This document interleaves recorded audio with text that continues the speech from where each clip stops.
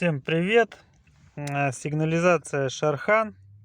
Когда брелок лежал в машине, включилась функция турбо. То есть для машин с турбиной она не глохнет сразу, когда вытаскиваешь ключ зажигания, а продолжает работать. Как она включилась, я не знаю.